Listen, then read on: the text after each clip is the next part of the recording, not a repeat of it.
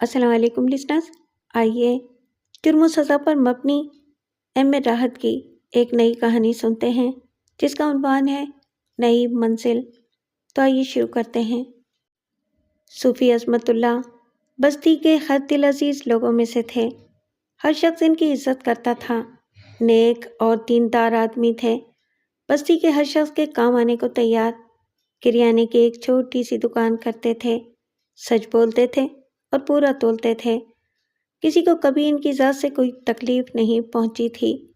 دکان پر اور دکان بند کرنے کے بعد جو وقت ملتا تھا وہ مذہب کی تبلیغ میں صرف کرتے تھے۔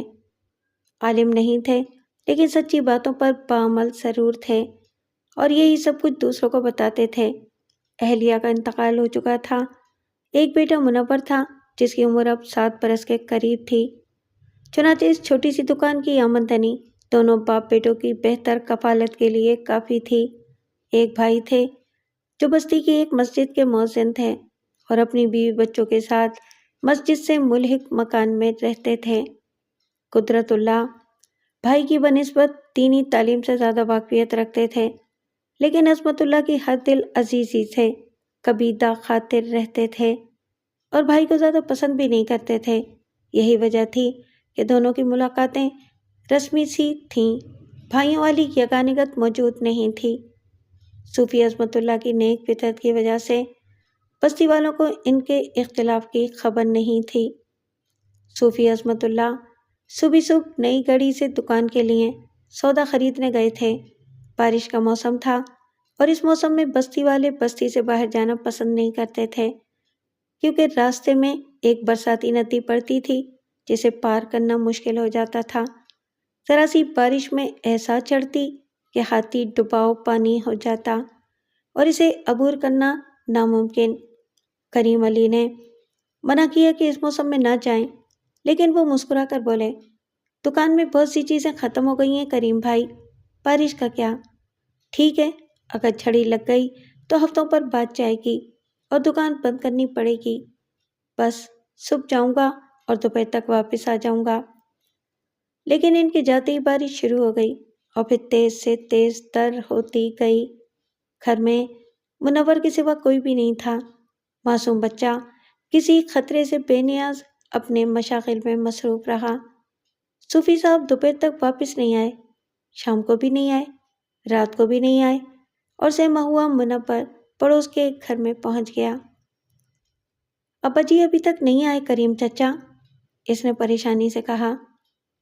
ارے کیا وہ صبح کو چلے گئے تھے؟ ہاں، کہہ گئے تھے کہ دوپہر تک آ جاؤں گا۔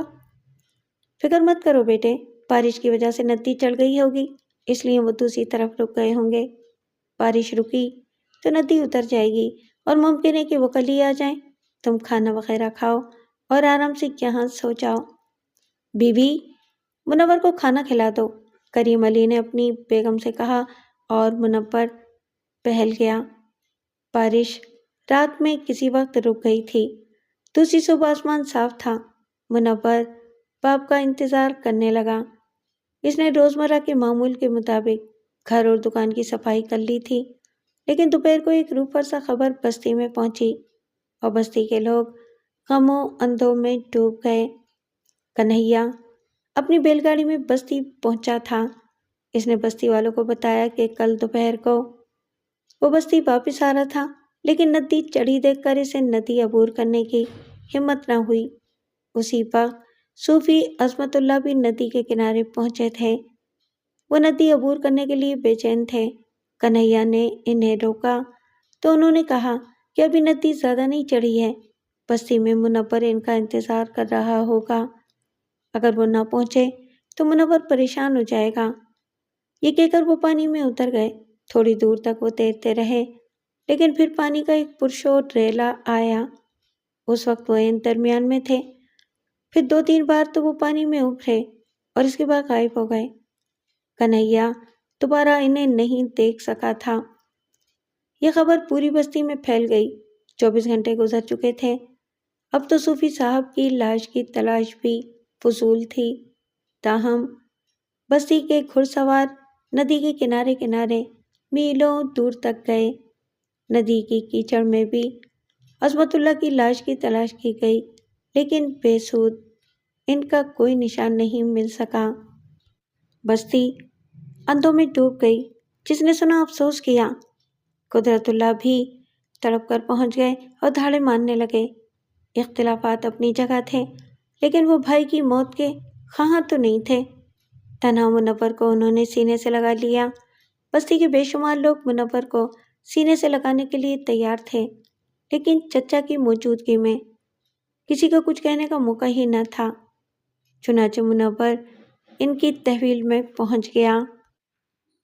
بیگم قدرت اللہ نے البتہ ان کے اس اقدام پر سخت اختلاف کیا تھا۔ خون برس رہا ہے نا، جیسے ہمارے گھر میں بچوں کی پرورش جیسے تیسے کر رہی ہوں، میں ہی جانتی ہوں۔ اب ایک اور فرد کا اضافہ کر لیا تم نے، کھانا، کپڑے، بیماری۔ میں کہتی ہوں کہ یہ سب کہاں ہوگا؟ کہیں نہ کہیں سے ہو ہی جائے گا۔ میں اس کا چچا ہوں، آخر بستی والوں کی شرم و حیا بھی کوئی چیز ہے۔ لوگ کیا کہتے اگر ہمارے ہوتے ہوئے یہ دوسروں کے ہاں پلتا؟ قدرت اللہ نے جواب دیا، بڑے چہیتے بھائی تھے نا، ہمیشہ تمہاری کاٹ میں رہے، کبھی پنپنے نہ دیا۔ صوفی بن گئے تھے اور ہمارا حق مارتے تھے۔ میں کہتی ہوں کہ بچیاں جوان ہو رہی ہیں، پیسے کی بچت ضروری ہے۔ ہم اس کا خرچ کہاں سے برداشت کریں گے؟ کیا لڑکیوں کو گھر میں بٹھا کر بوڑھا کر دو گے؟ خدا کی بندی، بھائی صاحب اس قدر کلاش بھی نہیں تھے۔ تھوڑی سی عقل سے بھی کام لو۔ منور اگر ہمارے ساتھ رہے گا تو بھائی صاحب کی چھوڑی ہوئی ہر چیز ہماری ملکیت بن جائے گی۔ اس غریب کا ہمارے علاوہ اور کون ہے؟ دکان میں اگر کچھ بھی نہیں تو 1500 کا سامان ضرور ہوگا۔ اس کے علاوہ ان کا مکان بھی ہے اور بھی کچھ رکھا ہی ہوگا انہوں نے۔ ہیں؟ بیگم قدرت اللہ ایک دم سنبھل گئیں، پھر بولی، ہاں یہ تو ٹھیک ہے، لیکن اب دکان کون چلائے گا؟ جو سامان اس میں ہے اسے گھر لے آؤ، وہاں پڑے پڑے خراب ہوگا۔ اوفو، چند روز تو رکو، فوراً ہی یہ سب کچھ کر لوں گا تو بستی والے کیا کہیں گے؟ قدرت اللہ نے جواب دیا اور ان کی بیگم خاموش ہو گئیں۔ صوفی عظمت اللہ کی طرح ان کے بھائی صاف دل نہ تھے، اس کے علاوہ وہ زن مرید قسم کے لوگوں میں سے تھے۔ خود ان کی اپنی کوئی رائے نہیں تھی، جس طرف بیگم کا اشارہ ہوتا اسی طرف چل پڑتے تھے۔ چنانچہ اس گفتگو کے بعد وہ بھی اسی انداز میں سوچنے لگے۔ بھائی کی موت کے بعد دل میں ان کی محبت ابھری تھی، لیکن رو دھو کر ٹھیک ہو گئے تھے۔ بھتیجے کو لائے تو خلوص سے تھے، لیکن بیگم کی مخالفت اور دلائل سے گھبرا گئے۔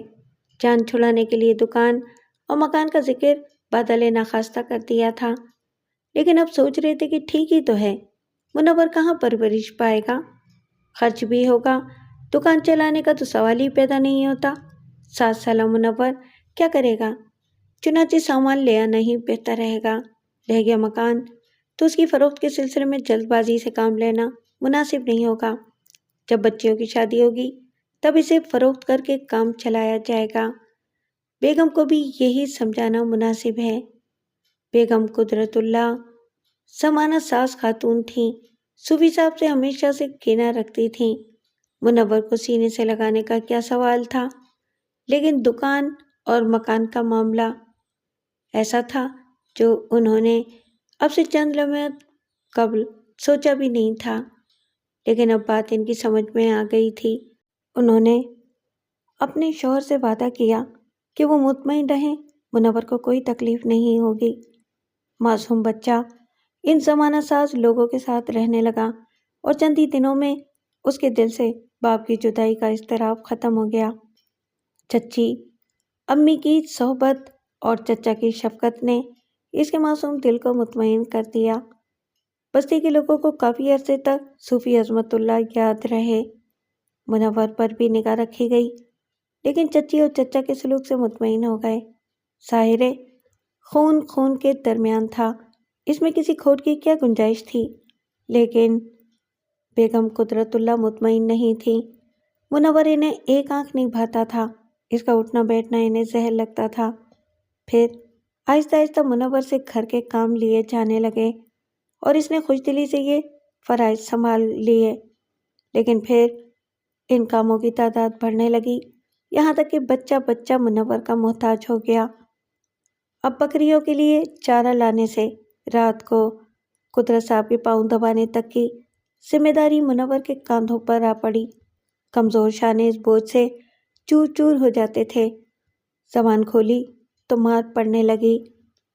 قدرت اللہ صاحب بھی دوسروں سے پیچھے نہیں تھے۔ جب بیگم منور کی مخالف تھیں تو پھر وہ اس کی ہمدرد کیسے رہ سکتے تھے؟ چنانچہ منور کی بدبختی کا دور شروع ہو گیا۔ اسے اس ماحول سے نفرت ہونے لگی، لیکن اس کی سوچ محدود تھی اور اپنے طور پر وہ بالکل بے بس تھا۔ باپ کے بتائے ہوئے چند اصول اسے اب بھی یاد تھے۔ چنانچہ سچ بولتا تھا اور جہاں تک ممکن ہو سکتا تھا سیدھے راستے اپناتا تھا۔ لیکن ان دنوں وہ شدید کشمکش کا شکار تھا۔ کئی واقعات ایسے ہوتے تھے جن میں اس نے سچ بولا تھا اور مار کھائی تھی۔ اگر وہ سچ نہ بولتا تو شاید مار نہ کھاتا۔ اس نے اس بارے میں بارہا سوچا، لیکن جھوٹ کے لیے زبان ہی نہیں کھلتی تھی۔ سچ بات ہمیشہ منہ سے نکل جاتی تھی۔ جمعے کے دن قدرت اللہ لوگوں کو مسائل سمجھاتے تھے، عبادت کرنے، سچ بولنے اور یتیموں بیواؤں کے ساتھ اخوت و عدل کا درس دیتے تھے۔ سچ بولنے کی ہدایت کرتے تھے، لیکن ان میں سے بہت سی باتیں منور کی سمجھ میں نہیں آتی تھیں۔ چچا میاں، ایک رات پاؤں دباتے ہوئے اس نے قدرت اللہ کو آواز دی۔ پیشاب لگ رہا ہوگا۔ 2 منٹ پاؤں دبانے نہیں لگا کہ پیشاب۔ چل پاؤں دبا ذرا زور سے، لگ رہا ہے تو لگنے دے۔ قدرت اللہ نے ڈانٹ پلائی اور وہ زور زور سے پاؤں دبانے لگا۔ پیشاب نہیں لگ رہا چچا میاں۔ تھوڑی دیر کے بعد وہ بولا، تو پھر؟ ایک بات پوچھنا چاہتا ہوں۔ پوچھ، مگر پاؤں دبائے جا۔ قدرت اللہ نے کہا۔ اخوت اور عدل کسے کہتے ہیں؟ اس نے پوچھا اور قدرت اللہ چونک پڑے۔ انہوں نے گردن اٹھا کر منور کو دیکھا۔ کیا مطلب ہے تیرا؟ یتیموں کے ساتھ عدل کرنا چاہیے یا اخوت؟ اس نے معصومیت سے سوال کیا، لیکن قدرت اللہ اٹھ کر بیٹھ گئے۔ ظلم ہو رہا ہے تجھ پر یہاں؟ گوشت کاٹا جا رہا ہے تیرا؟ کیوں؟ ذرا سے گھر کے کام کر لیتا ہے تو طنز کر رہا ہے؟ کمینے، حرام خور! قدرت اللہ نے ایک لات رسید کی اور منور اچھل کر چرپائی سے نیچے جا پڑا۔ کافی چوٹ لگی تھی اس کو، لیکن اس مار کی وجہ اس کی سمجھ میں نہیں آئی تھی۔ اگر یہ الفاظ اتنے برے تھے تو قدرت اللہ صاحب مسجد میں دوسرے لوگوں سے کیوں کہتے تھے؟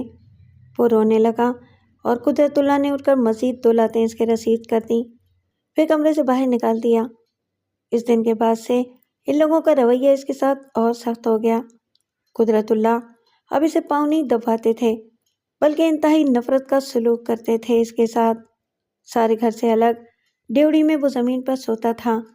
سردیوں کے دنوں میں لحاف وغیرہ کا بھی بندوبست نہیں تھا اس کے لیے، لیکن تنہا سوتے ہوئے سے بڑا خوف محسوس ہوتا تھا۔ اپنے باپ صوفی عظمت اللہ کے الفاظ اسے یاد تھے، انسان کو صابر و شاکر ہونا چاہیے، برا وقت گزر ہی جاتا ہے۔ چنانچہ خوف سے بچنے کے لیے وہ زور سے آنکھیں بھیج لیتا تھا اور اس طرح اسے نیند آ جاتی تھی۔ اس دن وہ بکریوں کے لیے چارہ لینے گیا تھا۔ قبرستان کے اس طرف کھیتوں کا سلسلہ دور تک چلا گیا تھا۔ ایک پگڈنڈی کسی دوسری بستی کو گئی تھی۔ چارے کا گٹھر باندھ کر اس نے سر پر رکھا اور واپس پلٹ پڑا۔ پگڈنڈی سے ایک گھڑ سوار گزر رہا تھا۔ یہ چودھری گوپال شرما تھے، بستی کے سب سے بڑے زمیندار۔ کئی بار منور نے انہیں گھوڑے پر سوار جاتے ہوئے دیکھا اور سوچا تھا کہ نہ جانے لوگوں کے پاس گھوڑے کہاں سے آ جاتے ہیں۔ کتنے اچھے لگتے ہیں چودھری صاحب گھوڑے پر بیٹھے ہوئے، اور کیسا مزہ آتا ہوگا انہیں۔ دور تک وہ چودھری صاحب کو جاتے ہوئے دیکھتا رہا، اور جب وہ نگاہوں سے اوجھل ہو گئے تو وہ بھی چارے کا گٹھر سنبھال کر پگڈنڈی پر ہو لیا۔ لیکن ابھی چند قدم آگے بڑھا تھا کہ ایک چیز پر نگاہ پڑی۔ کپڑے کی تھیلی سی تھی۔ وہ آگے بڑھا اور تھیلی کے قریب پہنچ گیا، گٹھر اتار کر ایک طرف رکھا اور جھک کر تھیلی اٹھائی۔ اس کا منہ کھولا تو اس میں نوٹ بھرے ہوئے تھے۔ یہ تھیلی ضرور چودھری صاحب کی ہے، وہی ابھی ادھر سے گزرے ہیں، اس نے سوچا۔ وہ اتنا تیز نہیں دوڑ سکتا تھا کہ بھاگ کر چودھری صاحب کو پکڑ لے اور تھیلی انہیں دے دے۔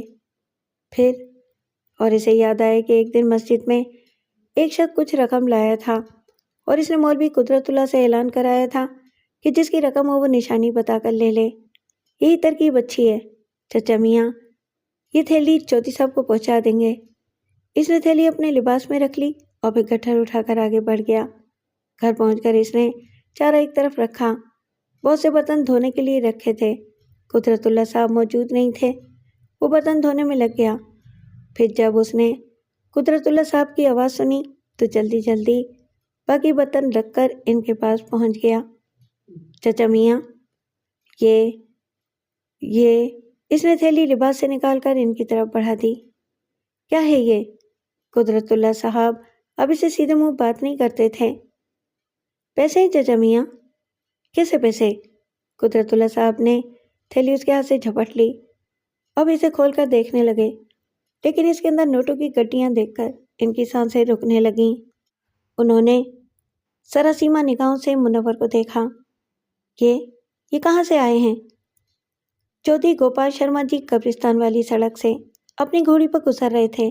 ان کی گر گئی، مگر ان کی گھوڑی اتنی تیز دوڑتی ہے کہ میں بھاگ کر ان کے پاس پہنچ نہیں سکتا تھا، تو میں اسے لے آیا تاکہ آپ اسے چودھری جی کو دے دیں۔ اگر آپ کہیں تو میں ان کے گھر دے آؤں؟ منور نے پوچھا۔ لیکن قدرت اللہ صاحب کے ذہن میں تو سائیں سائیں ہو رہی تھی۔ یہ رقم تو ان کی تقدیر بدل سکتی ہے۔ اس رقم سے تو ان کے سارے دل درد دور ہو سکتے ہیں، بچیوں کی شادی ہو سکتی ہے، نیا مکان بن سکتا ہے، وہ کسی دوسری بستی میں جا کر کوئی کاروبار شروع کر سکتے ہیں۔ مسجد کی روٹیاں کھاتے کھاتے دل بھر گیا تھا، لیکن کچھ اور کر بھی تو نہیں سکتے تھے۔ لیکن آج موقع مل گیا تھا۔ دے آؤں چچا میاں؟ منور کے سوال نے انہیں چونکا دیا۔ انہوں نے زور سے ہتھیلی بھینچ لی اور پھر آہستہ سے بولے، نہیں، میں خود پہنچا دوں گا، میں خود دے آؤں گا۔ ٹھیک ہے چچا میاں، منور نے کہا اور وہاں سے پلٹ پڑا۔ مولوی صاحب اسے عجیب سی نگاہوں سے دیکھ رہے تھے۔ منور کہیں وہ ان کے اور ان کی اولاد کے مستقبل کا قاتل نہ بن جائے۔ اگر اس نے کسی سے اس رقم کا تذکرہ کر دیا تو رقم ان سے چھن جائے گی۔ اتنی بڑی دولت تو وہ پوری زندگی میں نہیں حاصل کر سکتے تھے۔ ساری زندگی کولو کے بیل کی طرح محنت کرتے رہیں، تب بھی اتنی بڑی دولت۔ لیکن منور کا کیا کریں؟ انہوں نے تھیلی جلدی سے اپنے بستر میں چھپا دی اور بستر پر لیٹ گئے۔ بہت سے کام کرنے تھے انہیں، لیکن اب تو ہاتھ پاؤں ہل بھی نہیں رہے تھے، پورا بدن اینٹھ رہا تھا۔ اس وقت کیوں لیٹے ہو؟ ان کی بیگم نے اندر داخل ہو کر پوچھا۔ بس ایسے ہی، طبیعت ٹھیک نہیں ہے رقیہ۔ کیا بات ہے؟ بخار محسوس ہو رہا ہے، انہوں نے رقیہ کو دیکھتے ہوئے کہا۔ اس عورت کو اپنا راز بتایا جائے یا نہیں، کہیں یہ بھی کسی سے نہ کہتے، لیکن رقیہ ان کی بیوی تھی، ان کے دکھ سکھ کی ساتھی، وہ بھلا کسی سے کیوں کہے گی؟ دوا منگوا لوں آپ کے لیے؟ ارے نہیں، ٹھیک ہو جاؤں گا، بس کوئی خاص بات نہیں ہے، قدرت اللہ بولے۔ پھر رقیہ جانے لگی تو انہوں نے آواز دے کر اسے روک لیا۔ سنو رقیہ۔ اور رقیہ رک گئی، وہ سوالیہ نگاہوں سے قدرت اللہ کو دیکھ رہی تھی۔ ایک الجھن آ پڑی ہے۔ کیا بات ہے؟ رقیہ اسے دیکھو۔ انہوں نے بستر کے نیچے سے تھیلی نکال کر رقیہ کے ہاتھ میں دے دی۔ رقیہ نے تھیلی لے کر اسے کھولا اور اس کی بھی بری حالت ہو گئی۔ ارے یہ تو بہت سارے نوٹ ہیں، یہ تو بہت ہیں، یہ میں اسی وجہ سے پریشان ہوں رقیہ۔ یہ تھیلی منور کو ملی ہے، کہہ رہا تھا کہ چودھری شرما کھوڑی پر جا رہے تھے، ان کی گری ہے، میں اسے واپس کراؤں؟ رقیہ اتنی رقم ہے کہ ہماری تقدیر بدل جائے گی، اس بستی کو چھوڑ کر دوسری بستی میں جا رہیں گے اور قدرت اللہ ہانپنے لگے۔ رقیہ بیگم کا چہرہ بھی دہکنے لگا، دولت کی آگ ان کے پورے وجود میں سرایت کر گئی تھی۔ تب وہ آہستہ سے بولی، مگر تم اس رقم کو دبا جاؤ، واپس کرنے کی ضرورت ہی کیا ہے؟ منور کا کیا کرو گی رقیہ؟ کسی سے کہہ دیا کمبخت نے تو کتے کی موت مارے جائیں گے، جو کچھ ہے وہ بھی چھن جائے گا۔ تو چپکے سے گردن دبا دو، ناس پیٹے گی، کسی ندی میں پھینکاؤ اس قدم سے مصیبتیں ہی مصیبتیں ملی ہیں ہمیں، پھل کیا ملا؟ رقیہ نے کہا۔ کوسنے سے کام نہیں چلے گا رقیہ، کچھ کرنا ہوگا۔ اگر تھیلی شرما دی کو پہنچا دی تو واہ تو ہو جائے گی، لیکن اسے کیا ملے گا؟ جبکہ ابھی یہ رقم ہماری ہے، کسی کو کانوں کان خبر نہیں ہوگی، کوئی سوچ بھی نہیں سکے گا کہ یہ رقم ہم تک پہنچ گئی ہے۔ نفیسہ کے ابا، جو میں کہہ رہی ہوں وہی کرو، ایمان سے ہمت کر جاؤ، پوری زندگی سکون سے گزرے گی۔ اس وقت ہمت کر جاؤ اپنے بچوں کے لیے، دنیا تو اولاد کو پالنے کے لیے نہ جانے کیا کیا کرتی ہے، رقیہ نے کہا، اور قدرت اللہ سوچ میں ڈوب گئے۔ دوسرا کوئی طریقہ نہیں ہے اسے باز رکھنے کا؟ وہ پھسپھسی آواز میں بولے۔ ممکن ہی نہیں ہے، سانپ کے بچے سپولیے ہوتے ہیں، وہ شر پھیلانے سے باز نہیں آئیں گے۔ نہیں نفیسہ کے ابا، اگر منور بچ گیا تو ضرور پھنسا دے گا، یا تو رقم واپس کراؤ یا پھر دوسرا کام کرو۔ خدا کو کیا منہ دکھاؤں گا رقیہ، اور پہ قتل؟ اگر پتہ چل گیا ہو تو پولیس لے جائے گی۔ پتہ چلے گا ہی کیسے؟ گردن دبا کر رات کو نکل جانا اور ندی میں ڈال آنا، صبح کہیں سے کہیں جا پہنچے گا، ہم جھوٹ موٹ کو تلاش کریں گے اور رو پیٹ کر خاموش ہو جائیں گے۔ کوئی سوچ بھی نہیں سکتا کہ اتنی محبت کرنے والے چچا چچی بھلا کوئی غلط حرکت کر سکتے ہیں۔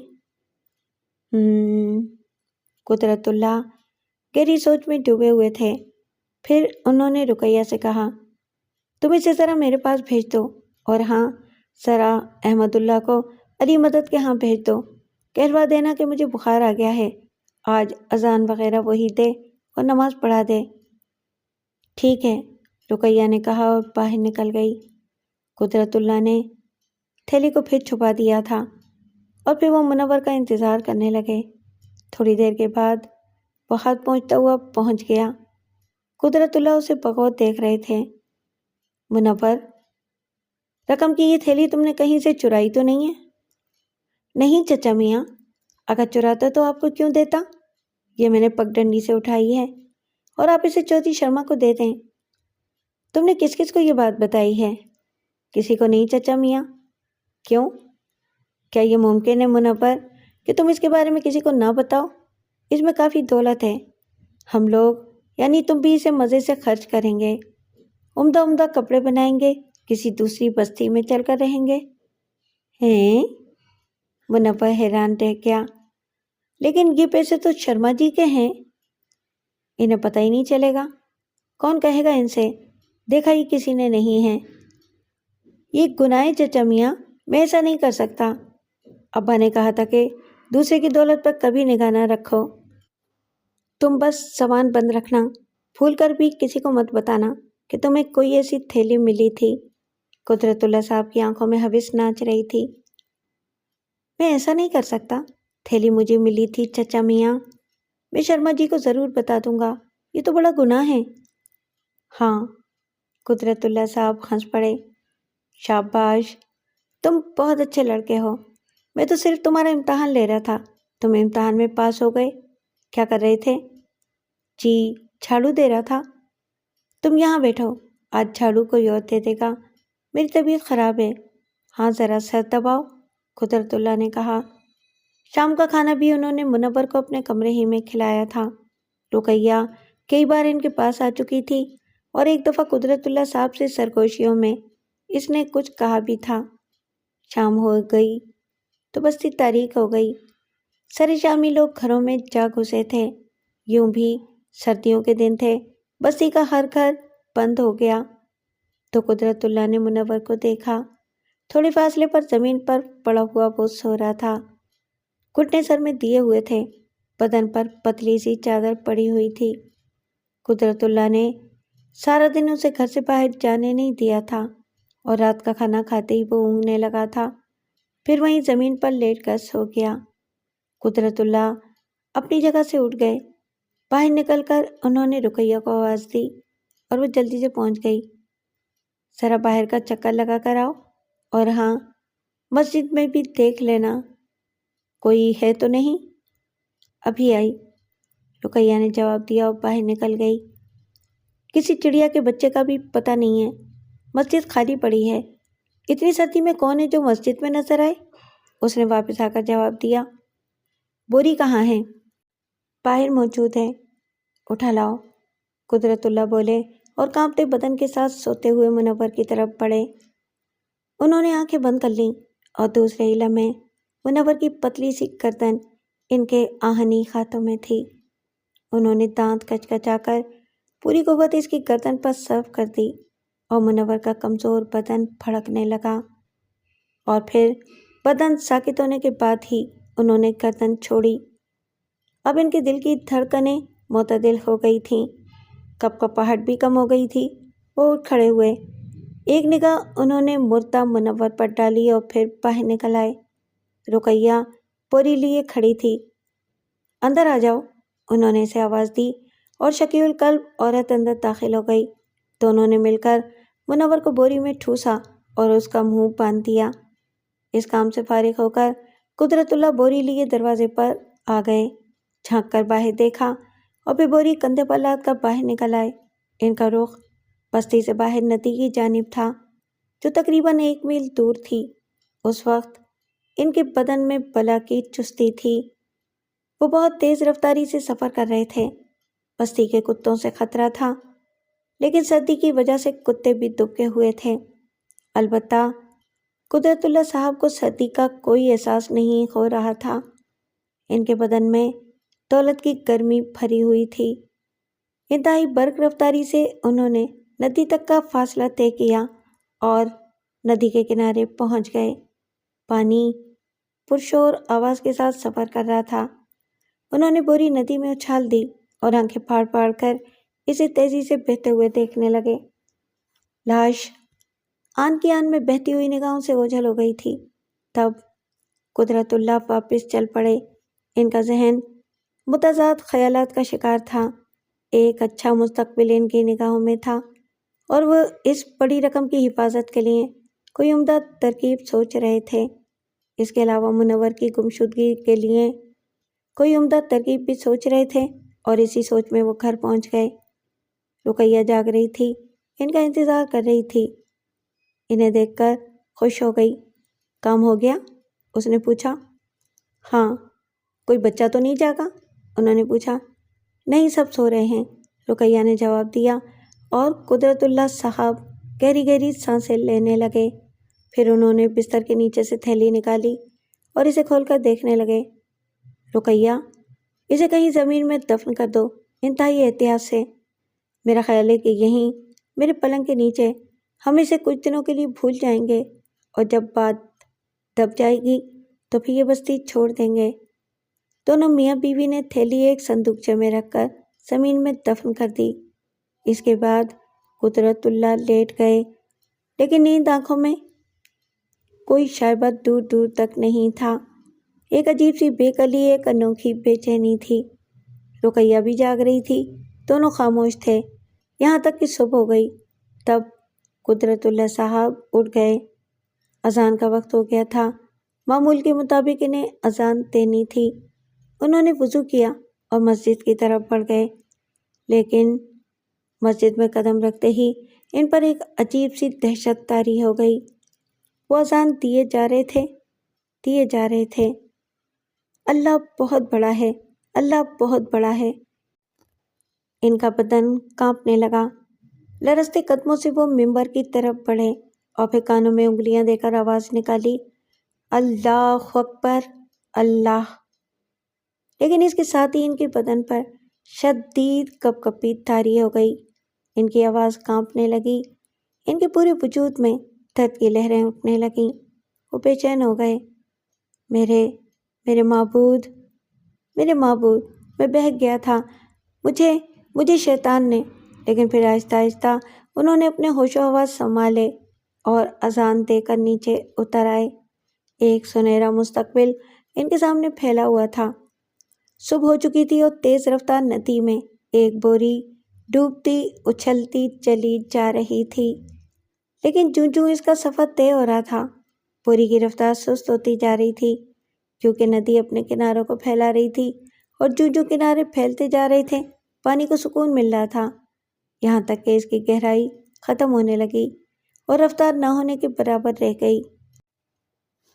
تبھی ایک جاندار کی آواز ابھری جو کسی کو مخاطب کر رہا تھا اور ناک اور منہ سے خر خر کی آوازیں نکال رہا تھا، اور جسے وہ مخاطب کر رہا تھا وہ اسے تھوڑے ہی فاصلے پر ایک درخت سے ٹیک لگائے اونگ رہا تھا۔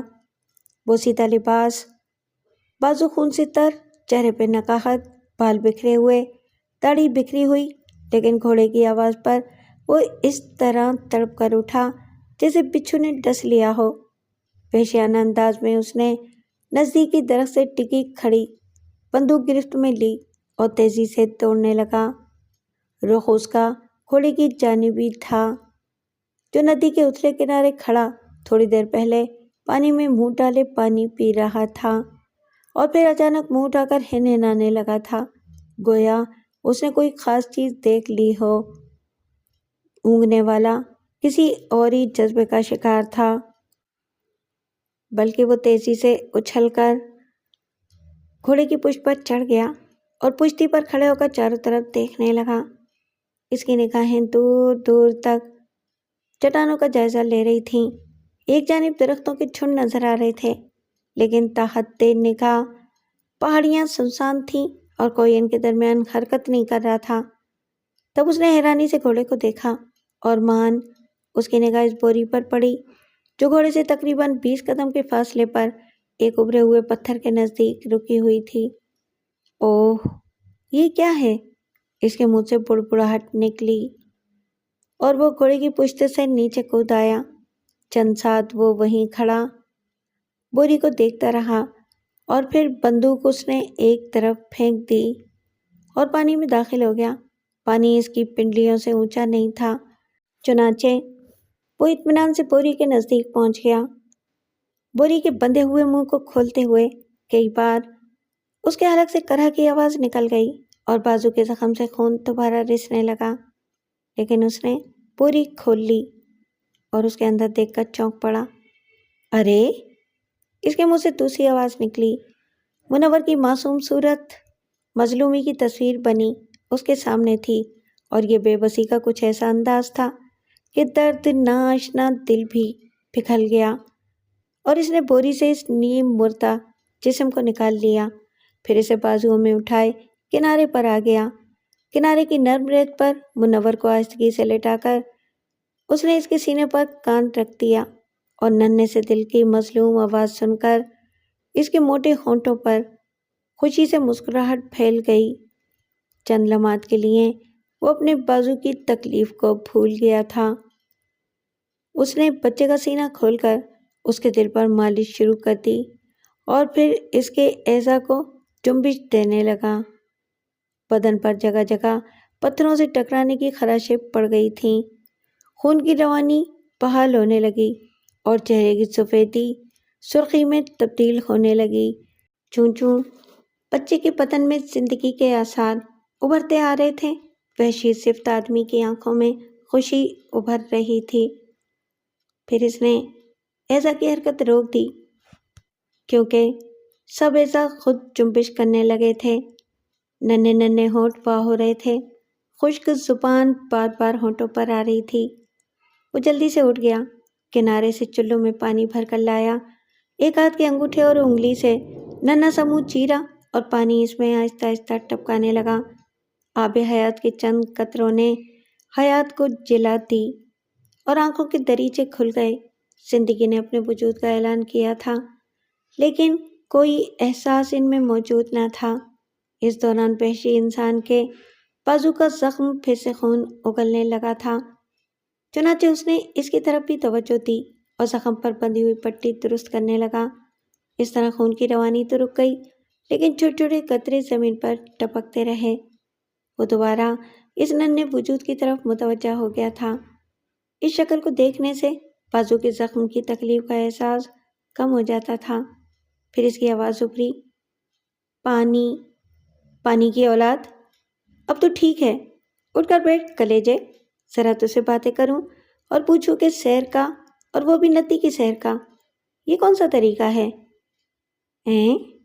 اب بولے گا نہیں؟ اس نے پیار سے بچے کا گال نوچ لیا، لیکن زمین پر پڑا بچہ ٹکڑ ٹکڑے سے دیکھتا رہا۔ تب وحشی انسان کی بھویں سکڑ گئیں۔ اس کی نگاہ بچے کی گردن پر پڑے نشانات کی طرف اٹھ گئی تھی اور پھر وہ ان نشانات پر جھک گیا۔ اوہ، اس کا مطلب ہے کہ تو کسی کے انتقام کا شکار ہوا ہے۔ لوگ انتقام لیتے ہوئے سب کچھ بھول جاتے ہیں، ہوگا کوئی عورت، دولت یا زمین کا کھیل۔ زمین کے چپے چپے پر یہی کھیل کھیلے جاتے ہیں۔ ایک ہی قسم کے کھلاڑی ہیں یہ دنیا والے۔ ہاں، اس نے آسمان کی طرف دیکھا اور پھر چونک پڑا۔ اب تیری وجہ سے بستی جانا ضروری ہو گیا ہے کلیجے۔ میں ان سسروں کو ساری زندگی ان پہاڑوں میں نچا سکتا ہوں، مجالے جو چھو لیں۔ جنگل کی جڑی بوٹیوں سے علاج بھی کر لوں گا اپنا، مگر تیری حالت دیکھ کر اب یہاں نہیں رک سکتا، کوئی ترکیب کرنی ہی ہوگی۔ مگر کیا ترکیب کی جائے؟ کیا ترکیب ہو سکتی ہے؟ ویسے تو ہی کچھ بتا دے چھچوندر۔ وہ زمین پر پڑے ہوئے بچے کی طرف دیکھ کر ہنسنے لگا اور دیر تک ہنستا رہا۔ تھیت تیرے کی، ہنسنا رونا تو اپنا سب کچھ تو بھول گیا ہے، پر کوئی پرواہ نہیں، ہم سب کو سکھا دیں گے، سب بتا دیں گے تجھے، کیا سمجھا؟ پانی کی اولاد۔ وہ پھر ہنسنے لگا، اس کی ایک ایک ادا سے وحشت ٹپکتی تھی۔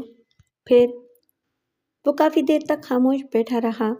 سورج پہاڑیوں سے ابھر رہا تھا۔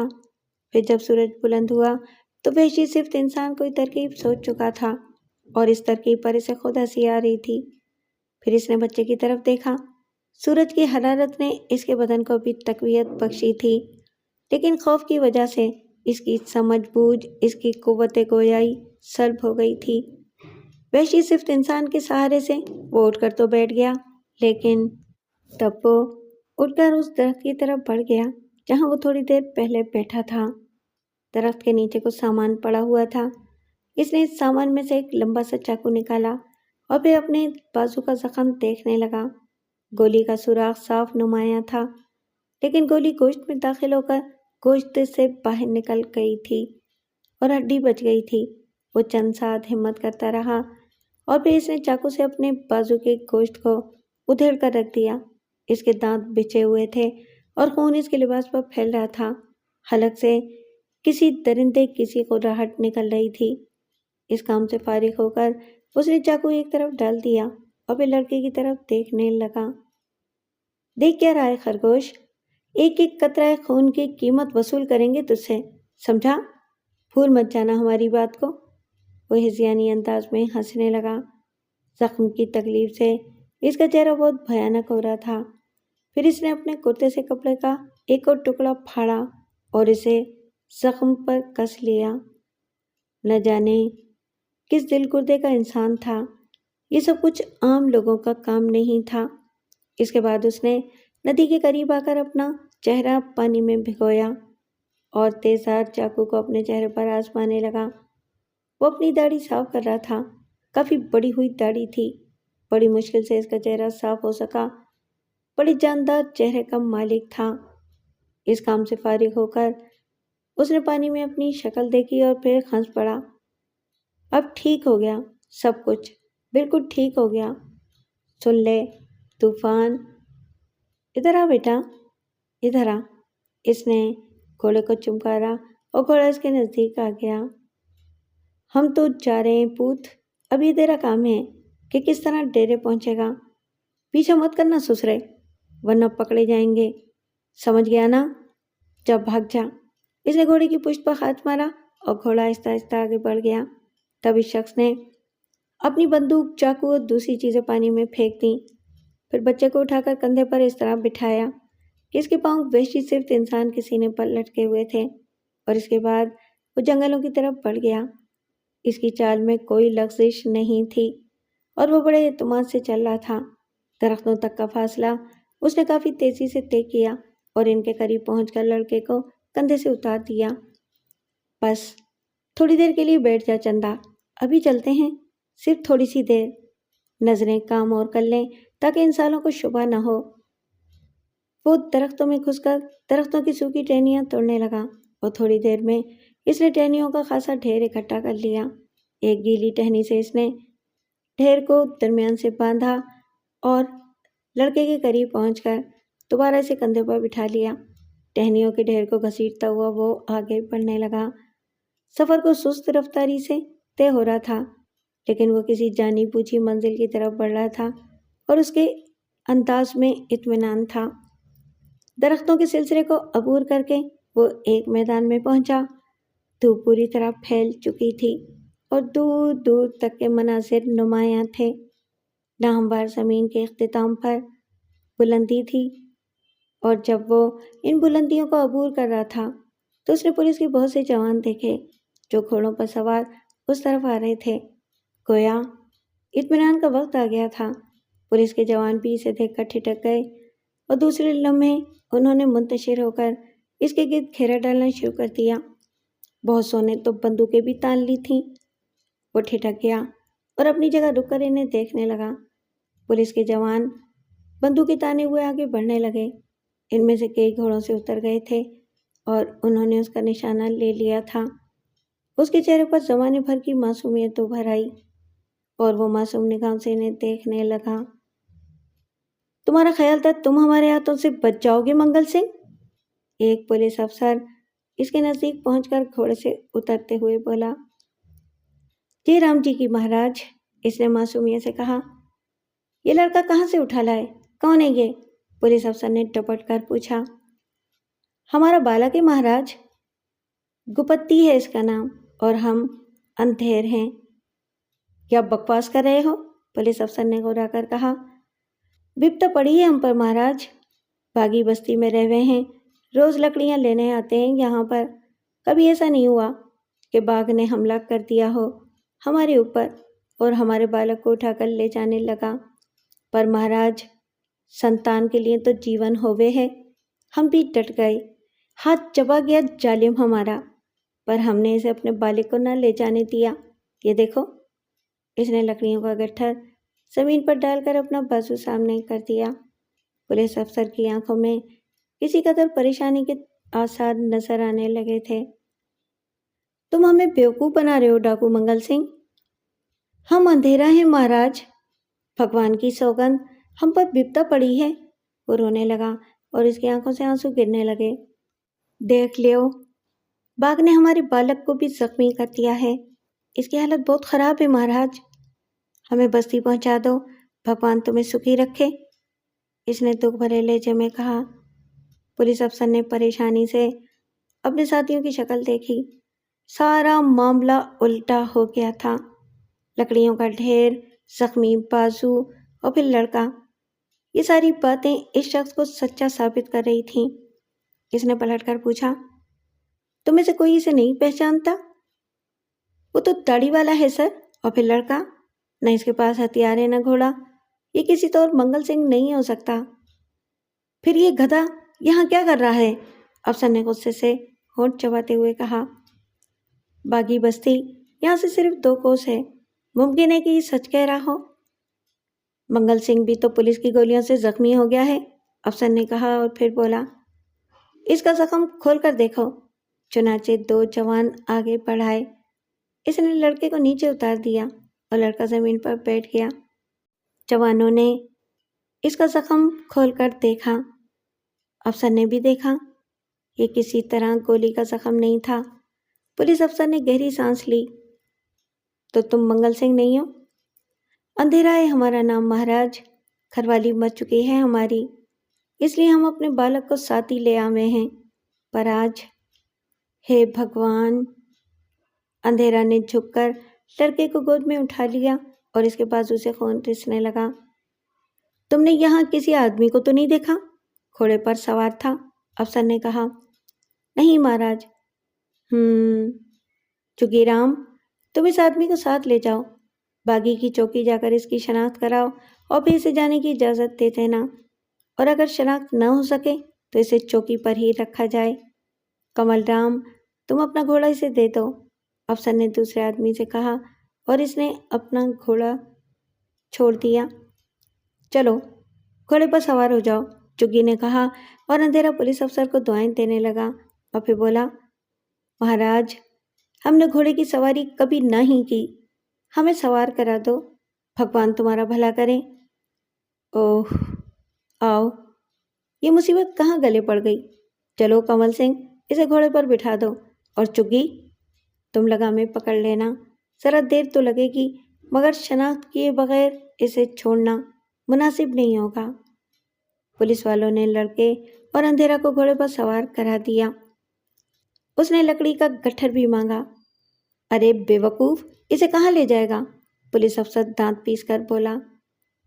روزی ہے ہماری سرکار، شام کو کھانے کو بھی نہیں ملے گا، رحم کرو سرکار ہمارے اوپر، اندھیرا ہاتھ جوڑ کر بولا۔ لکڑی کا گٹھر اس نے اپنے سر پر ہی رکھ لیا تھا۔ جھکی نے اس کے گھوڑے کی لگام پکڑ لی اور وہ دوسری طرف اترائی میں چلنے لگا۔ پولیس افسر اپنے ساتھی کے ساتھ آگے بڑھ گیا تھا۔ جو شخص اس دیہاتی کو لے کر چلا تھا اس کے چہرے پر ناگواری کے آثار تھے۔ خواہ یہ کمبخت درمیان میں آ گیا۔ ڈاکو منگل سنگھ کی تلاش میں کافی لطف آ رہا تھا۔ پچھلی رات اسے بستی میں گھیرا گیا تھا، اس وقت وہ گروہ کے ساتھ نہیں تھا، لیکن کم بخت نے زبردست مقابلہ کیا اور بستی سے نکلنے میں کامیاب ہو گیا۔ لیکن پولیس افسر جوگیندر سنگھ نے بھی اس کا پیچھا نہیں چھوڑا۔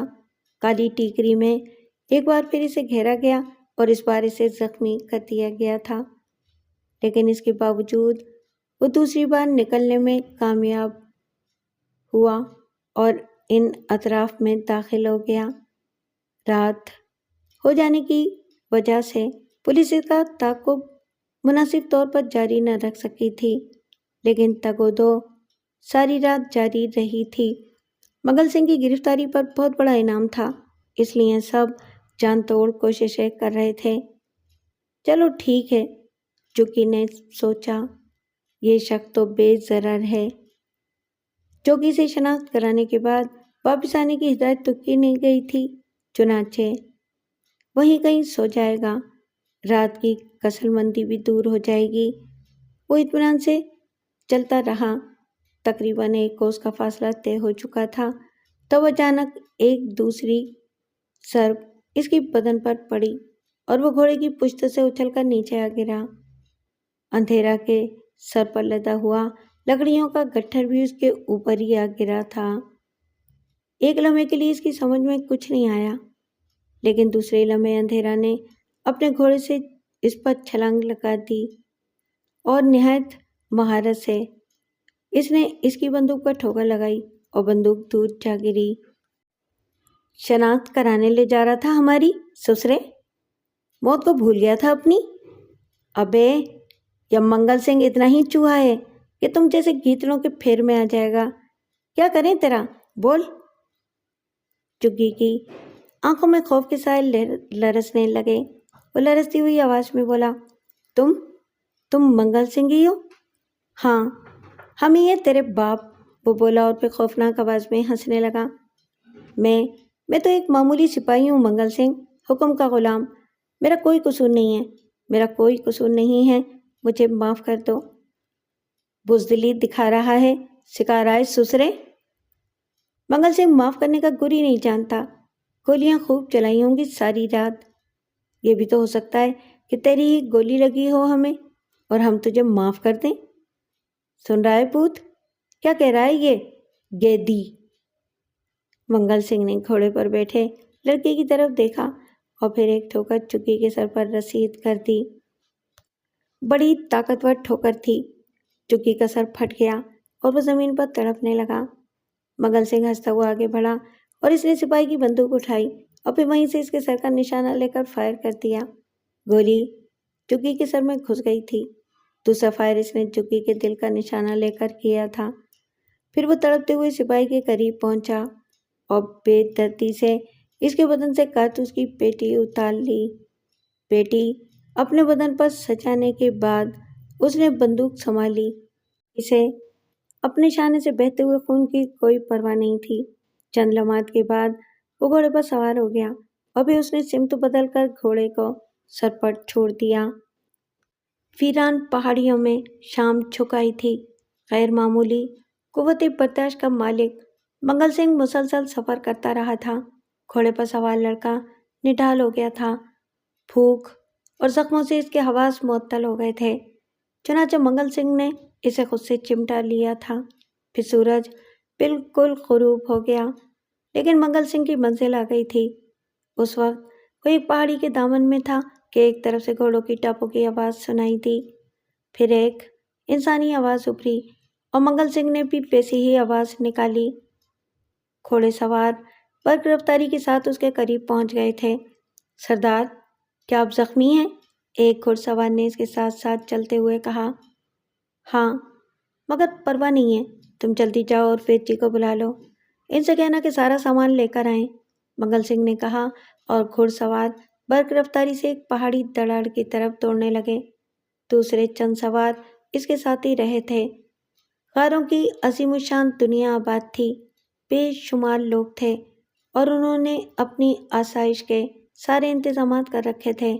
منگل سنگھ ایک لمبی سرنگ سے گزر کر اپنی رہائش گاہ پر پہنچا اور پھر خود ہی گھوڑے سے اترا۔ لڑکے کو دوسرے لوگوں نے اتار لیا تھا۔ کوئی نہیں جانتا تھا کہ منگل سنگھ کون سا مار کا سر کر کے اور کیا لوٹ کر لایا ہے۔ سب اس لڑکے کو تعجب سے دیکھ رہے تھے جو اب بے ہوش ہو چکا تھا۔ وید جی آ گئے اور تیزی سے منگل سنگھ کی طرف بڑھے، لیکن اس نے ہاتھ اٹھایا۔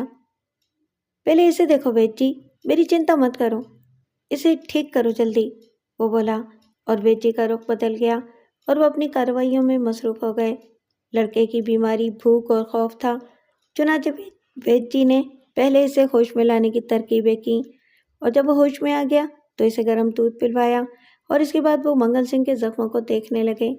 اتنا خون بہہ جانے کے باوجود یہ دیو ہیکل انسان پوری طرح توانا تھا۔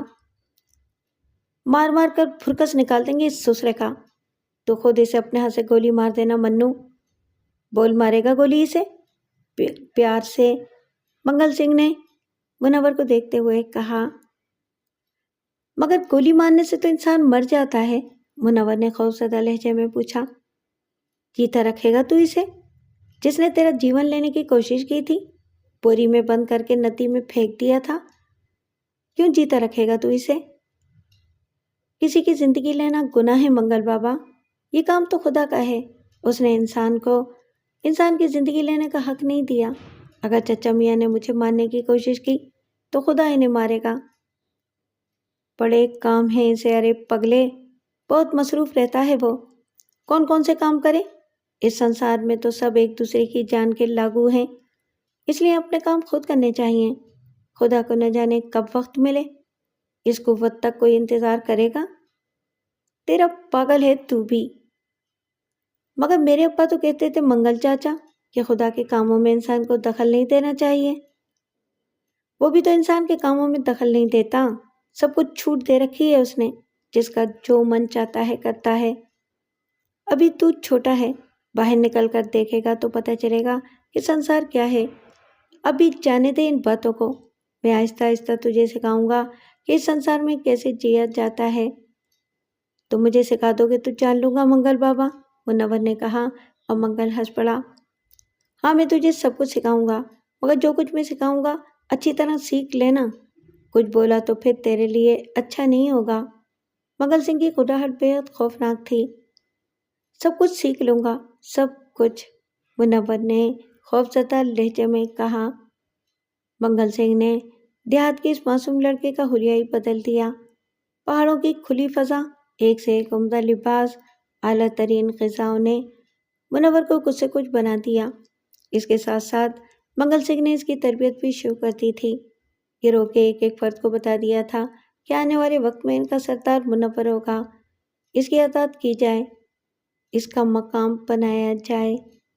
منور کی ابتدائی تربیت اسے بے رحم بنانے کے لیے کی گئی۔ اسے پستول اور بندوق چلانا سکھایا گیا، خنجر زنی کی مشق کرائی گئی۔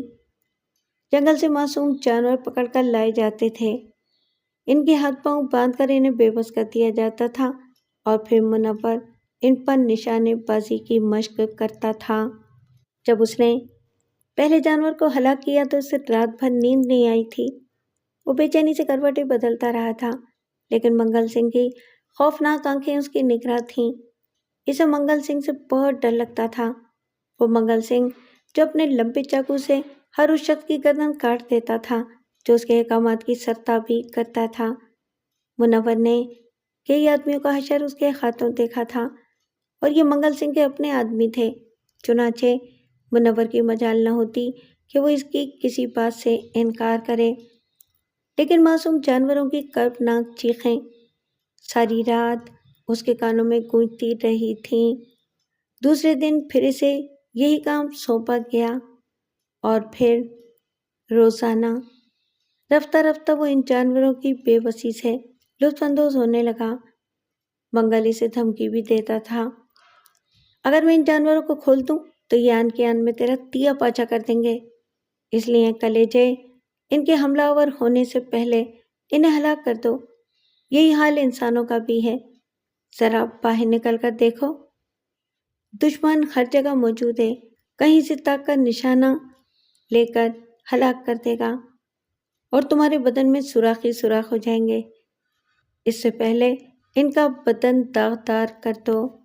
منور اب بے تکان گولیاں چلاتا تھا، وہ نشانے بازی میں کمال حاصل کر چکا تھا اور اس وقت اس کی عمر 15 سال تھی۔ پھر ایک شام غاروں میں ایک دلچسپ ڈرامہ ہوا۔ منگل سے کہیں ڈاکہ مار کر آیا تھا، بے انتہا مال و اسباب کے ساتھ اس کا ایک آدمی ایک لڑکی بھی لے آیا تھا۔ خود منگل سنگھ 2 آدمیوں کو پکڑ کر لایا تھا جنہیں اس نے ایک جگہ قید کر دیا۔ رات کا وقت تھا، غار کی دیواروں میں مشعلیں جل رہی تھیں، شراب لنڈائی جا رہی تھی، ڈاکو جشن منا رہے تھے۔ منور بھی اس جشن میں شریک تھا۔ دفتن ایک طرف ہنگامہ ہو گیا، 2 ڈاکو آپس میں لڑ پڑے تھے۔ منگل کے کانوں میں آواز پہنچی تو اس نے ہاتھ بلند کر دیا اور شور و غوغا رک گیا۔ کیا بات ہے، تم دونوں آگے آؤ، اس نے گھبرائی ہوئی آواز میں کہا اور دونوں لڑنے والے آگے آ گئے۔ کیوں لڑ رہے ہو سسرو؟ زیادہ چڑھ گئی کیا؟ میں نے کتنی دفعہ کہا ہے کہ اتنی پیا کرو جتنی ہضم کر سکو۔